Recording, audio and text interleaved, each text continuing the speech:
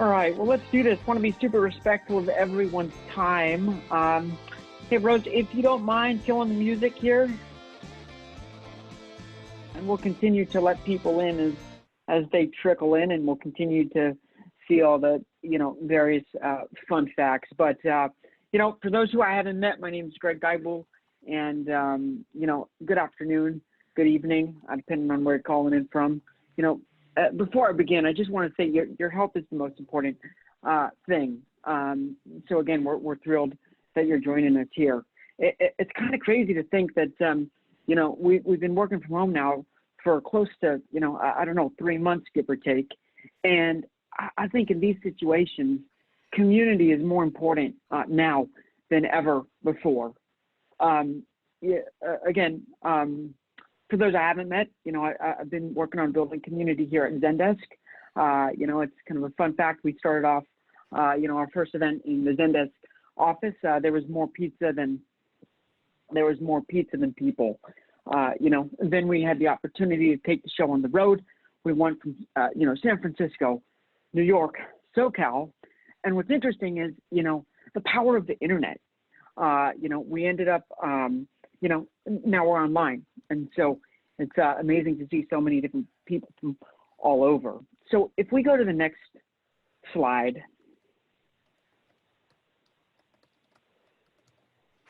So, even though the geography has changed, even though how we're presenting the information has changed a little bit, our goals haven't, right?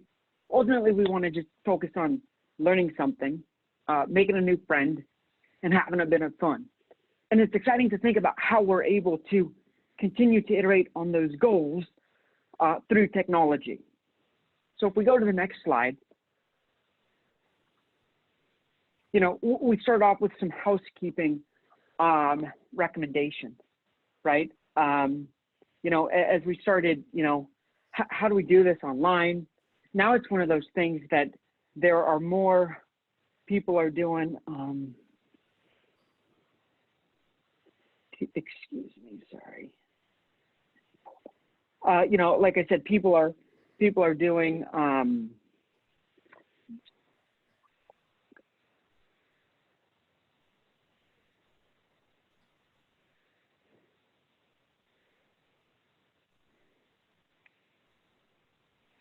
Sorry about that, guys.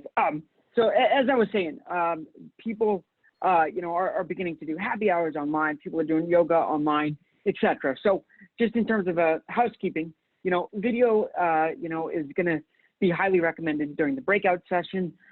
During the presentation, it's your choice. The microphones are going to be muted during the prepared content, open during the breakouts. And then again, we want this to be as interactive as possible.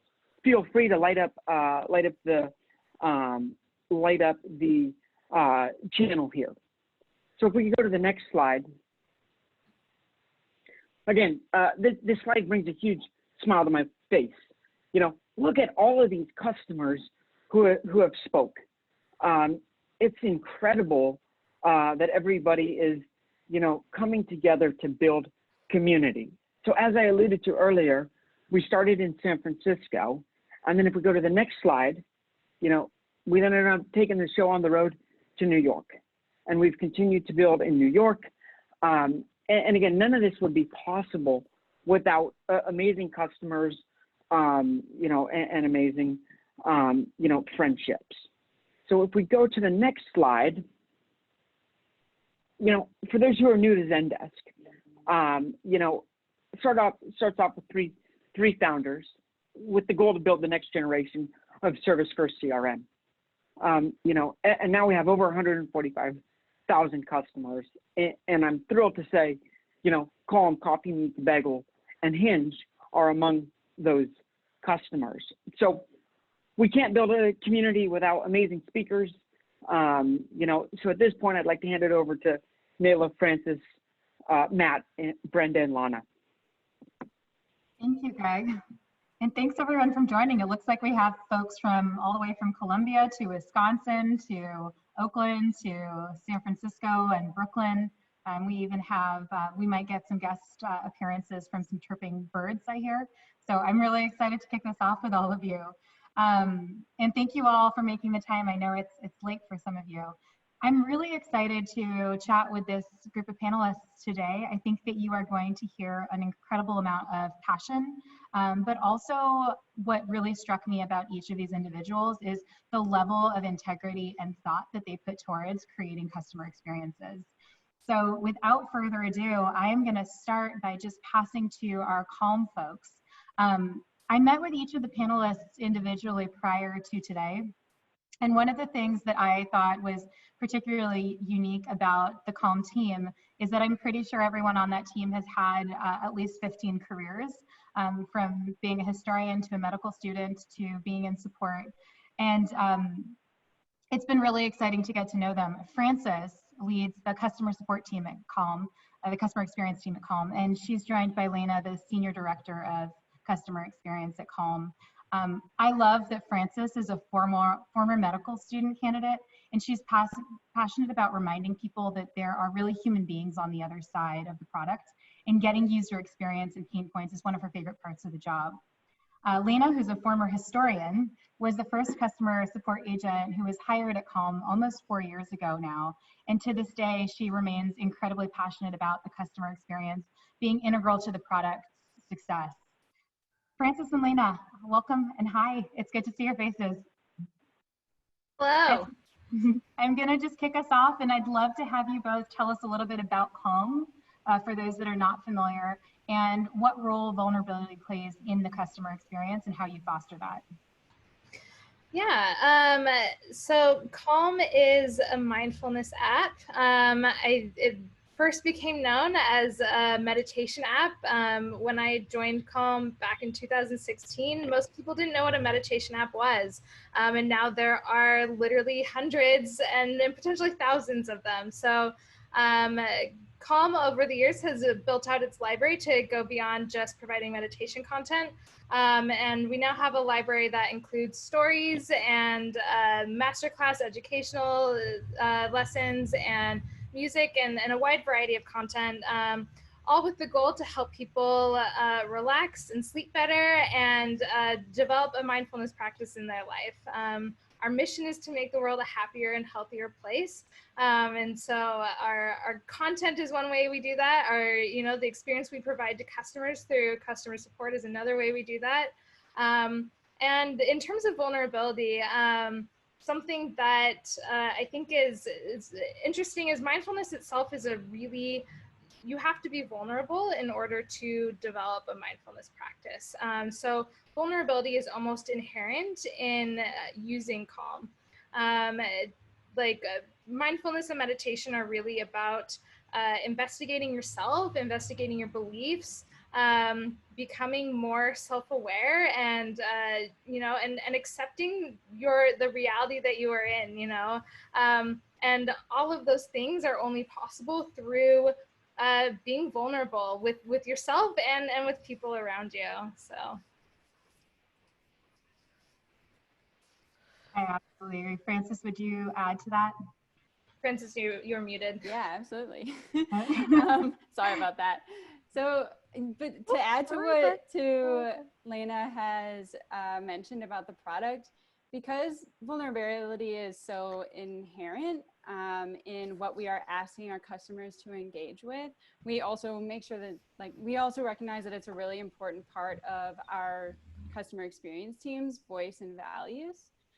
So we encourage our support team members to express their vulnerability when working with customers, and encourage our customers to be vulnerable with us. They ask us questions that are, they ask us for content recommendations based off of life experiences that they're having. And they ask us for help overcoming their mindfulness challenges. And our support agents pull from their personal mindfulness experiences to be able to provide these members with support through their mindfulness journey. And I think that is a really important part of our customer experience, and something that our members and our customers really enjoy. And on top of that, we also work really closely with our legal team to make sure that we're being as transparent as possible about when working with our customers to have questions about their mindfulness data, because they are being so vulnerable with us, they are providing us with data that is important to them, and we want to make sure that we are able to show and tell them that we are treating it with respect. I think something that was really inherent when we chatted about this is there's so many layers to creating a practice that allows people to be vulnerable. It's not just making sure that you have top-notch customer experience team members who are able to hold that space, but also how you're developing the product, how you're thinking about it, what content you're making available. And it's incredibly apparent to me through our conversations that there are no details that go unnoticed by the Calm team, which I thought was really, really special about the way that you all work. Our next panelist, I was really excited to chat with, and I just found out that my colleague met his wife on this platform. Brenda, who is the head of customer experience, when we spoke, what really struck me was she mentioned that she was not just looking to create a 5-star experience, but that the bar for folks who work at Coffee Meets Bagel is really creating a 6-star experience and making sure that all users can trust that CMB, Coffee Meets Bagel, has their back, and that it really is a community, that everyone's in this together. We talked about vulnerability as it relates to Coffee Meets Bagel, and a lot of the conversation that Brenda and I had was really focused on trust and safety. So Brenda, I also wanted to share a little bit about you, because I love that your experience there is pretty broad. She has been there since 2018 and leads support, trust, and safety initiatives. Those go hand in hand at Coffee Meets Bagel. And she's really just been supporting the innovation with creating space for vulnerability there since. So when we talked about the vulnerability, we focused on trust and safety, and I'd love to have you speak a little bit about the context of trust and safety for a business like Coffee Meets Bagel, and how do you hold that space for your users?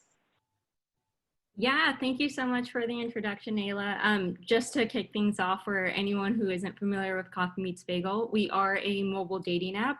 We started in 2012 out of frustration for what our founders were seeing on the marketplace at the time, which was a lot of superficial behavior when it came to endless swiping and not really trying to get to know the person on the other side of the screen. So they wanted to create a platform where you could focus on the quantity of the people, or the quality of the people that you were going to meet, as opposed to the quantity, which is why we limit the number of bagels that you see on a daily basis to ensure that you are giving each one the thoughtful time that you need to really get to know them.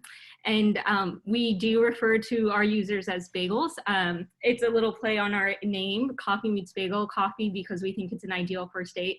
Bagels is what we refer to everyone, and our goal is we hope everyone meets their everything bagel.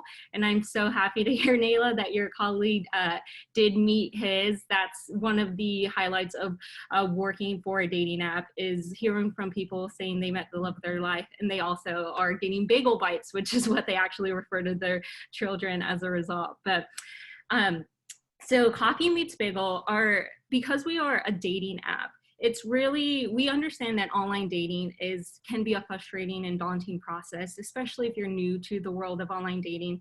And we want to be there to support our users every step of the way. We like to think of ourselves as their own matchmaker. We know what they want. That's why our algorithm is suggesting what we think is best for them. But also we want to make sure we're with them every step of the way, from the beginning of being in the app to the end. We want to educate our users. We want to empower them. And some ways we do that in terms of trust and safety is if you're ever in a situation where you're not feeling comfortable, or you see someone that you know there's not going to be a connection with, you always have the opportunity to block them. We don't ever want you to be in a space where you're not being able to express yourself. And we empower our users to do so. And then also depending on your stage in the app too, we have targeted campaigns to help you ensure that you're making the best of your profile. So we run your profile photo sometimes through our backend tools to kind of show you which one is the best photo to use as your first one to put your best foot forward. We also incorporate machine learning into our apps. So something that is pretty prevalent with dating apps is just the users that are what we refer to as bad actors, who aren't joining the app to, you know, meet the love of their life. Maybe they have different intentions, and we want to make sure that we keep our community free of those users. So we implemented a tool called Sip Science, where we're able to almost instantly ban any users that we deem as fraudulent, to make sure that we are creating a safe community and we are prioritizing your safety. Because in order to be vulnerable, we think that you need to feel comfortable talking, knowing that the person that you're talking to is in there for the right reasons as well. So we are constantly trying to think of ways how we can go ahead and do this and empower our users to make sure that they're always feeling comfortable whenever they're in the app. I love that. Yeah, I think another kind of similarity of the Calm team that really struck me while we were chatting, Brenda, was just that the vulnerability doesn't just happen at the support to customer experience. It really extends far beyond that. But oftentimes your support agents are really the folks who help foster that customer empathy and really drive those kinds of changes across the business. From what we talked about at Coffee Meets Bagel, it's not just the direct experiences they have with your team, but also the in-app features that you're creating. You talked to me about like users being able to unmatch people, and just those safety levers that you have within the platform, to the back end, like you talked about the Sip Science, to in-app campaigns, really supporting people getting to learn how to better engage and show up in the app, which I think is incredibly special. And there's a lot of different ways that your users are being supported. Yeah, absolutely. We think educating and empowering the users is one way we can support them on their journey to finding their everything bagel. So in like regards to the campaigns that we do, we will surface any relevant information around what is expected behavior versus not, and what to keep an eye out for, just so users also who are new to online dating have that information. I love that.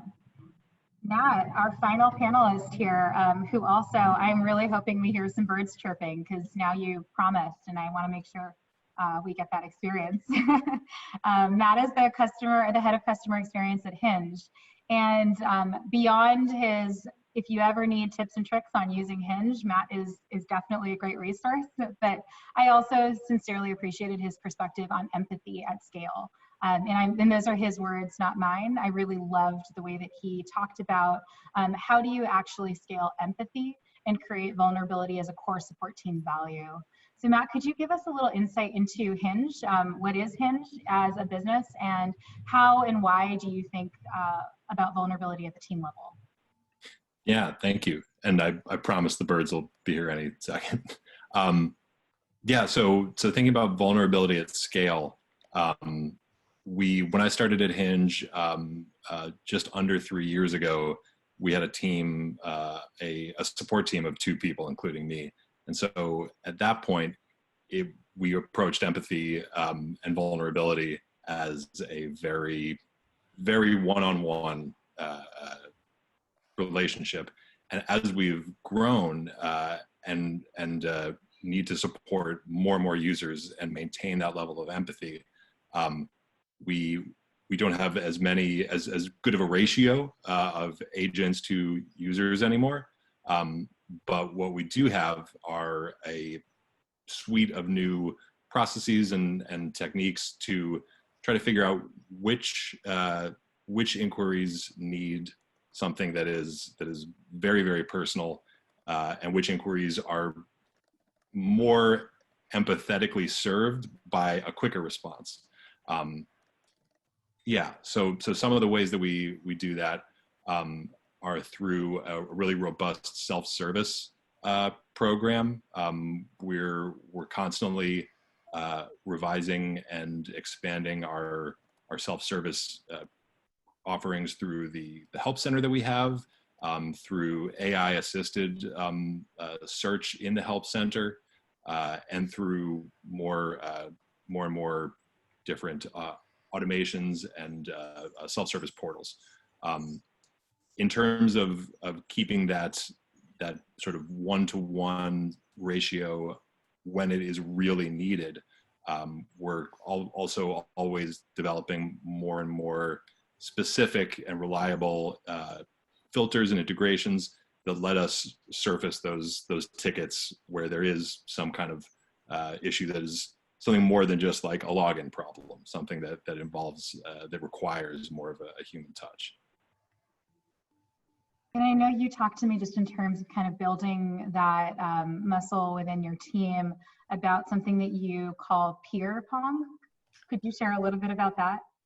Yes, it's a very fun name for a very not always fun thing, but what it is a time that we have every day that's kind of like a team stand-up, where we among our peers ping pong some ideas back and forth, and usually that involves tickets that come in that are difficult. So as opposed to say like a ticket that comes in where it is something technical and it's just a question about how things work, more often it's the case that it'll be a ticket that comes in that is about, say, someone who had a really negative experience on a date, or someone who has really, really deeply held privacy concerns. And we want to make sure that our agents always have each other and leadership as a resource to figure out the best way to respond empathically and to have a place to sort of unload the kind of psychic weight that comes with dealing with those kind of really heavy requests. I love the name. I thought it was super playful, and sometimes we need a little bit of humor to kind of cut the challenges or the heaviness of the work that we do. So yeah, thank you for sharing that. It was really, really fun to hear about that. I know one thing you also talked to me about was just empathy at scale in terms of operationalizing that. So one of the things we had talked about was canned responses and the macros that you have developed, and that you've even embedded empathy into those touch points to make sure that at every way that you are engaging with your customer, you're really thinking about that. Could you give us an example of what that looks like in terms of your responses to customers and how you think about building empathy into that? For sure. I mean, this week, these last few weeks have obviously taken the need for vulnerability and empathy to a new level, with the Black Lives Matter movement becoming so prominent and different apps like Hinge taking specific stances. And so we've had to field questions and concerns from users that are, you know, very raw, and we've had to develop common language over the last few weeks that let our users feel heard, and that also make sure that our extended support staff can have a common message and a clear message.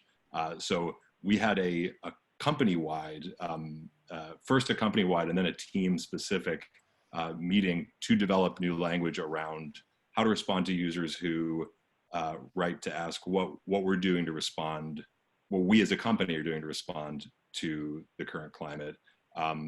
How do we respond to people who write in who don't like the way that we're responding to the current climate? And we sent out a message to all of our users describing the specific ways that we were taking action to support the Black Lives Matter movement last week. And not all the responses were great, and we had to be prepared for some negativity. And so we were able to source that from our agents. And one of the reasons that I felt so comfortable doing that with our agents, they're the birds, is that you know, we've invested in them and in their mental and emotional health, so that we know that this is the kind of big ask that they can handle, and they know that we have their backs as we try to find a way through it. Thank you for sharing that example. Yeah, I think it's pretty critical, not just how our teams are responding to our customers, but also how leadership is supporting people and being able to demonstrate that empathy. So, so it says a lot, kind of that at every level it's being considered at Hinge, which I love. I am going to not open it up yet for questions, but I'm going to just nudge the audience to say I am willing to consider any questions you want to put out there. But while folks are kind of thinking through what questions they might have for each of you, Brenda, I'd like to put you on the spot, and just if I can, I'd love to hear a little bit more about just a unique way that you feel Coffee Meets Bagel cultivates the customer experience to promote vulnerability. And you did get a little shout out on the bagel bites. Someone thought that was very, very cute. Yeah, so vulnerability and empathy is something that we're constantly trying to create for our users, because our ultimate goal for our community members is to be able to go on great dates. And we think the only way you can get there is if you're being open and honest and vulnerable in your conversation with whoever you're interacting with, because they're going to be really receptive to that, and they're going to feel comfortable and want to express the same. So we're really trying to get past the small talk and get you to meet in person. We'll meet virtually now, so you could see if there's a connection there. And this is the mindset that we're constantly working with. So as you kind of mentioned earlier, like the 6-star experience, we have an entire CX strategy that we go over with our team members as soon as they join, where we talk about being empathetic, making sure that we are letting them know we're human too, and we acknowledging our mistakes and being transparent. Our users are really receptive to that. They understand that things happen, and just going above and beyond, not only answering their questions that they do have, but anticipating their further questions, also acknowledging, hey, I see you're a new user. This information I think would be really helpful when it comes to your profile. So just being really a friend, showing them that we're on their side, we have their back, we know why they're on this app, and we want to support them in their journey. And I think our users are really appreciative of that, because this is something that really aligns with them. 86% of our users say that they are on our app because they're looking for a long-term relationship, which really resides with us. So we are trying to not only work with our support team to make sure that they're going above and beyond, but also being human and being kind and empathetic with our responses, and really trying to work with them that way too. And it actually ties really nicely. Francis, one of the things that I saw that you posted recently was around the title of your support agents, former support agents, and just thinking through what is the right way to capture what we call these incredible humans who hold this space for our users. And Layna or Francis, if I could have either of you kind of weigh in on what was the decision making that was going on, and where did you land? Happy to talk about that a little bit. I'm really excited to say that we landed with customer experience specialists. And really what we were, the basis of this sort of rebranding of our team was to think about what it is that they really are contributing to the company, and the ways in which we ask them to provide for our users and to advocate for them goes beyond, I think, what the industry typically expects of a customer support agent. And so when thinking about this, we were really thinking about, one, what we want our team to be known as throughout the Calm company and the organization. And we kind of, in some places are called the customer support team, and in some places are called the customer experience team. And so part of this is rebranding our full team as not just the customer support team, but the customer experience team, the team that anybody at the organization can come to get feedback on an idea they have, and get to know our customers a little bit better. And I want the full Calm organization to know that our support agents are really the experts in our customers and what our customers' needs are. And so that I hope comes through with the customer experience specialist title. And hopefully maybe even a little bit more than it did with the customer support agent title. Yeah, that's, I think it continues to speak to the fact that creating vulnerability is not exclusive to just one thing. It really is about so many pieces of the puzzle and making sure you've got the right combination to fully support your customers, down to what is the expectation from on your team of what they will be providing to your customer base. So it seems, it may seem like a small word change, but I think the impact, as you mentioned, is pretty big. Switching gears slightly, one of the things that you all kind of chatted to me about individually when we were connecting was around data. And I know Francis and Layna, you talked a little bit about this. I would love to hear a little bit more about how you educate users around how data is being used. And maybe Matt, I can put you on the spot first, and then Layna, I can have you speak to that a little bit. Yeah, so we have an amazing whole section of the department that is specifically devoted to data and privacy. We have a really close relationship with the match group to make sure that we are, obviously compliant, but B, building out educational materials in our help center to make sure our users understand what their rights are under GDPR and under CCPA, and to make sure that our users have the ability to get their data from us and to get particular aspects of their data rectified in a really smooth way. One of the major initiatives we've been working on lately has been around making in-app data download easier for our users.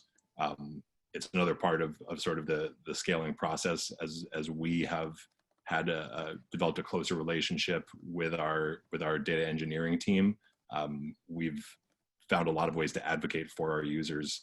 The in-app data download is a great example.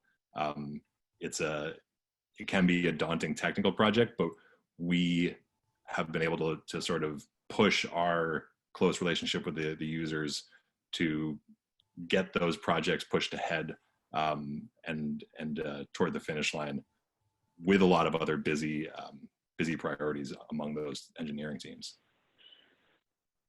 Yeah, I think one thing that really struck me from our conversation is just how robust how much you invest in operational processes to really support your user base and in your team. It seems like Hinge is very invested in operationalizing a lot of this to make it easier for people to achieve what they want to, but also for your team to be able to execute on. Yeah. Amazing. Layna, can I pass to you to hear a little bit about how Calm focuses on educating customers around data? Yeah, that's a hard act to follow because Calm is not at that point. I would love us to have an in-app place for people to download data, and I hope we're there someday, but we're not right now. So right now, what we do is we have a small legal team that we work with to make sure that when users have questions about their data, we are giving them compliant and complete answers, and educating them, to the best of our ability on kind of an individual basis. And then along with that, we make it easy for users to request all of their data from us. And we will even offer to provide their data to them sometimes when it's clear they're feeling uneasy. A lot of our users are not particularly tech savvy. Like Calm is not an app for techies, it's an app that has a pretty broad audience and various levels of comfortability with technology and comfortability with like sharing your data with people, especially when that data is like, why did you come to this app? And the options are things like reduce anxiety, sleep better, it's like that's really personal information. And so a lot of our users are kind of hesitant when they first come to us. So we will we'll offer to them, it's like, here, let us show you the data that we have on you to kind of help assuage their concerns. Like they feel like they have a little bit more control when they can actually see what that data is and they understand what their options are in terms of like removing that data and that kind of thing. I think that makes a lot of sense. And you have two questions here that have come in that I'm going to just open up to the group overall here. The first one was from, I'm hoping I'm pronouncing your name correctly, but I'm going to say Alina. And the question is, it's great to see customer support rebranded. How about users rebranded? I work at a company called Cast, and we have banned the word user. We only have community members. I'm seeing some nods on the panelist side. Does anyone want to kind of speak to the decision? Brenda, I know at Coffee Meets Bagel, you specifically have chosen to refer to your users as bagels. So maybe we can have you weigh in on this. Yeah, so just to shine some more light there, we refer to users as bagels in the app, your suggested bagel, your discover bagels, and we really like to play on that language. Like if there's not a conversation happening, we'll send you an icebreaker and let you know not to let your bagel get stale. And that's kind of just some fun language to keep it lighthearted in the app. But amongst the company, I think it's very important to also I love that Alina posted this because we actually are making a push as of this week to no longer refer to people who download our app as users, or we want to refer to them as community members, because that's what we're doing. We're creating a community. We're creating a community where you can trust it as being a safe place, where you can be vulnerable, where you can be open. And language is so important when it comes to when you're talking about your community members, and this is something that we want to be cognizant of as well. You got a woohoo with a smiley face in response to that answer. And you also got a question that I'm not necessarily gonna have us answer just yet, but the question was around the perks of employees at Coffee Meets Bagel and if it included bagels as an employee perk. So maybe if we have some extra time, we can tackle that at the end. In the meanwhile, Christopher had a question around cultivating empathy. And Christopher is asking, for cultivating empathy, would you say that it's most important to recruit the right people or build a specific culture? How do you think about that? Matt, I'm seeing you nod, so I'd like to put you on the spot. Yeah, that's an amazing question. I think in my experience, I think the culture is more important from what I've seen. The right people for support agents tend to be people who are enthusiastic about learning and have a lot of energy and resilience. And from what I've found, even if people didn't sort of display the most empathy in the world, and I know that that sounds like I'm painting not a great picture of someone, but just like a normal amount of empathy in, say, like an interview, I feel like it's relatively easy with the right culture to tear down some of the like professional walls that prevent people from being more empathic. So by demonstrating empathy in the Hinge culture, demonstrating empathy as a manager, I find that even people who didn't seem like the most warm, I'm not talking about you, Jesse, you're very warm, didn't seem like the most warm, are able to access a fundamental level of empathy when they're given permission to. I know we're cutting a little short on time, but I'd be curious, Matt, it sounds like you're weighing towards culture being the ultimate determinative factor. Brenda, if I were to just put you on the spot and say culture or people, what would you vote? Culture as well. I think it's important to have your leaders, your executive staff, your founders display this vulnerability, this transparency, and this empathy. I think it sends a really powerful message to the rest of the company and really sets a high bar for how every interaction should be. Francis, how about yourself? Yep, I'm definitely on the same page as them. I think that through sort of leading by example, I'll support anyone that joins the customer experience team will sort of express the level of empathy that is encouraged of them. Yeah, I appreciate it. So it seems like we've got a landslide decision here, that it is mostly culture. There is something to be said about having accountability. And I think that if you're in a culture where a lack of empathy is not tolerated and it's not something that is the norm, it certainly can dissuade people from displaying that. Thank you all so much. I know that we could very easily talk for hours here. One of the things that I absolutely love about these meetups is that you do have, as audience members, the opportunity to actually connect and network with other professionals, including these 4 incredible panelists. And so, Greg, I'm going to pass it to you and to have us move into the breakout session. Yeah, so first and foremost, wow. Huge shout out, Nayla, Francis, Matt, Brenda, Layna. I learned this new cool feature. It's called reactions. So whether we want to give a thumbs up, a clap, a woohoo, like, you know, let's, again, huge heartfelt thank you. Again, can't build without you. So huge thank you. It's a tremendous amount of work, and man, you guys are just absolute stars.